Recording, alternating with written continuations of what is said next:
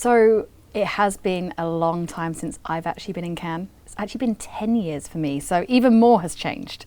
When it comes to connected TV and addressable TV, obviously, you know, I feel like we talked for a long time, Andy. I feel like we've been talking for a very long time. We talked for about the year of the mobile. It's coming, it's coming, it's coming. And then we started to do the same with connected TV and addressable TV. And now it's here.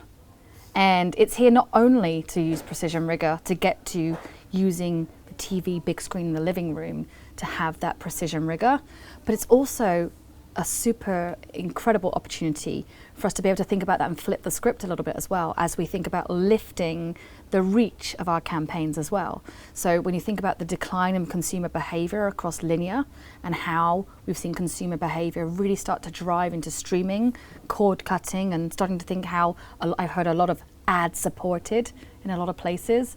What I think is one of the most critical and exciting things we can do is start to think about how we can build reach and how we can start to think about flipping the script on addressable to suppressing data as well as targeting.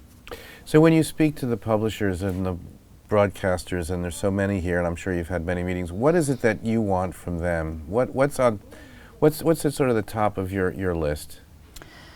It's a number of different things. So when it comes to addressable, obviously there is the audience and data aspect to be able to know exactly who I'm reaching. But I also want to know about how safe is that environment, and am I really getting what I want to see in terms of the context, in terms of the brand suitability, and of course the brand safety as well.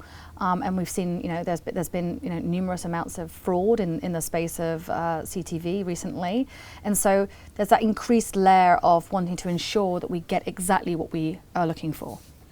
There's a lot of questions about data and interoperability, and we hear so much now about first party from retailers and from many sources, ACR data.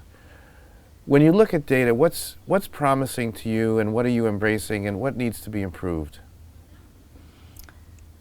Well, I do think that the amount of data that we have out there does enable us to fulfill the dream of being able to really precisely target at scale.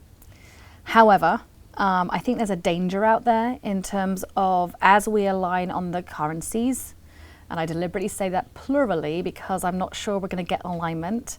My biggest fear is that we end up in a space where we have multiple walled gardens, and we're not able to bring all that data together to fully understand the full picture.